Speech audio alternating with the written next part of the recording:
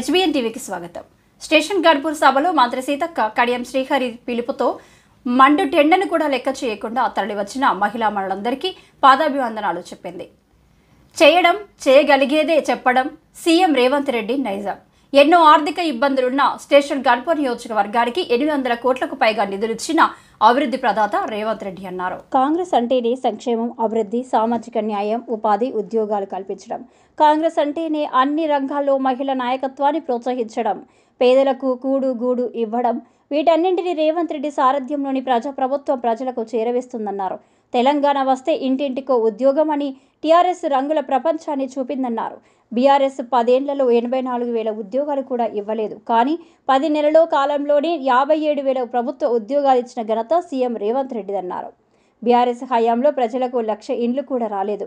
అదే మా ప్రభుత్వంలో ఒకేసారి 4.5 లక్షల ఇండ్లకు మంజూరు చేసింది.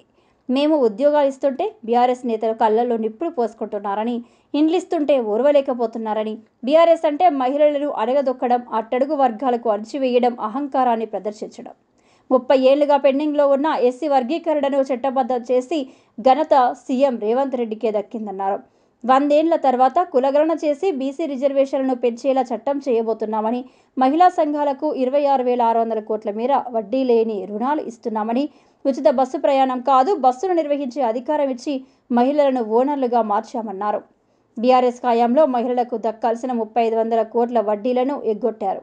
పేరుకు 15 నోటిఫికేషన్లు వేసి ప్రశ్నపత్రాలు లీక్ చేసింది.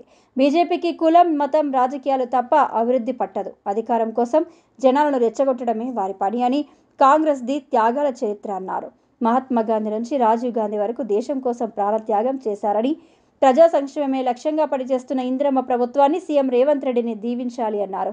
స్టేషన్ గన్పూర్ అభివృద్ధికి పాటుపడుతున్న కడియం శ్రీహరిని ఆశీర్వదించాలన్నారు.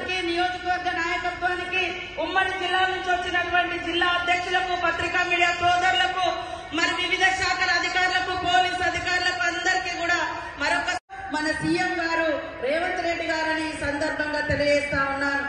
నిన్నటి దాకా మనం తెలంగాణ వస్తే ఇంటింటికో ఉద్యోగం అని రంగుల ప్రపంచాన్ని చూపించినటువంటి బీఆర్ఎస్ 10 ఏళ్లలో ఎన్ని ఉద్యోగాలు వచ్చినాయంటే మొత్తం 84,000 ఉద్యోగాలు కూడా రాలేదు. కానీ 10 నెలలలో 57,000 ఉద్యోగాలు ఇచ్చినటువంటి ఘనత మరి మన సీఎం రేవంత్ రెడ్డి గారిని సందర్భంగా తెలియజేస్తా ఉన్నాను. 10 ఏళ్లలో బీఆర్ఎస్ పార్టీలో కనీసం 2 లక్షల ఇళ్లు కూడా రాలేదు. కానీ ఏకకాలంలో 4.5 లక్షలకు పైగా ఇళ్లులకు మంజూరు ఇచ్చినటువంటి ఘనత సీఎం రేవంత్ రెడ్డి గారిని, ఆ శాఖను చూస్తున్నటువంటి పొంగులేటి సీనన్న గారిది అని కూడా ఈ సందర్భంగా తెలియజేస్తా ఉన్నాను.